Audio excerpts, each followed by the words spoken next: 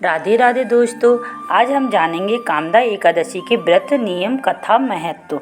इस एकादशी व्रत में 3 दिन का व्रत है। इसमें दसवीं वाले दिन से ही नियम धारण करने पड़ते हैं। दसवीं वाले दिन हमें चावल नहीं खाना है, लहसुन प्याज नहीं खाना है, सात्विक विचार रखना है और एकादशी को ब्रह्म मुहूर्त में उठकर पूजा पाठ करना है आपको, और सारे दिन हरि कीर्तन ही करना है। अगर आपको निंद्रा आती है तो तुलसी पत्र लेकर अपनी जेब में और पल्लू में रख लें, इससे आपको व्रत भंग का पाप नहीं लगेगा। आइए अब हम चलते हैं इसके महत्व में।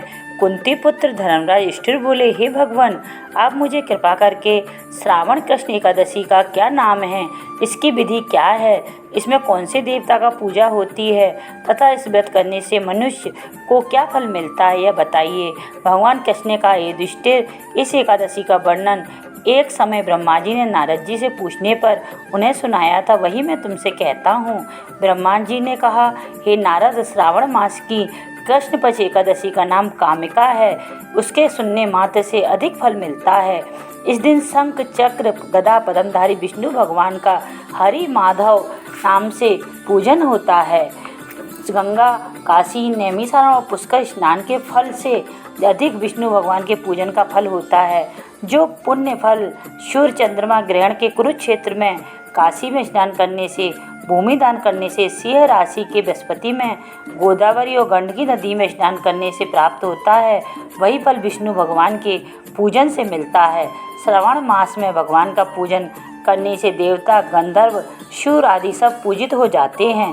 अतः पापों को नष्ट करने के लिए मनुष्य को कामदा एकादशी का व्रत विष्णु भगवान का पूजन श्रावण मास में अवश्य करना चाहिए। जो भक्त लोग कामदा एकादशी के व्रत में विश्वास करते हैं और उनके साथ विष्णु पूजन भी करते हैं, व्रत के प्रभाव से उनके सब देव, किन्नर, नाग, पितृ का पूजन हो जाता है। इसलिए मनुष्य को पापों से मुक्ति पाने के लिए व्रत नियम अनुसार करें। विधि पूर्वक भगवान ने स्वयं बताया है। आध्यात्मिक विद्या से जो पुण्य मनुष्य को प्राप्त होता है, उससे अधिक पुण्य तो कामदा एकादशी के व्रत से मिल जाता है। यह व्रत मनुष्य को मरते समय नरक में जाने से बचाता है। इसके पुण्य प्रभाव से कुयोनि भी नहीं मिलती। जो व्यक्ति से एकादशी के व्रत करते हुए भक्तिपूर्वक तुलसी दल विष्णु भगवान को अर्पण करते हैं, वे पापों से दूर रहते हैं। श्री विष्णु भगवान रतन, मोती, मणि, आभूषण आदि से इतने प्रसन्न नहीं होते जितने तुलसी दल से होते हैं। तुलसी दल पूजन का फल 4 भाग चांदी और 1 भाग स्वर्ण के दान के बराबर माना गया है। ब्रह्मा जी बोले, हे नारद, मैंने स्वयं भगवान के अति प्रिय तुलसी को सदैव नमस्कार करता हूँ। तुलसी को सींचने से मनुष्य के सब यातनाएं नष्ट हो जाती हैं। तुलसी के दर्शन मात्र से ही मानव के सब दुख का विनाश होता है और शरीर से तुलसी का स्पर्श कर से ही मनुष्य शुद्ध हो जाता है। तुलसी दल से स्नान से प्राणी समस्त बाधाओं से, यातनाओं से समाप्त हो जाती हैं। जो श्रवण पूर्वक भगवान की चरणों में तुलसी अर्पण करता है, वो भवसागर से मुक्त हो जाता है।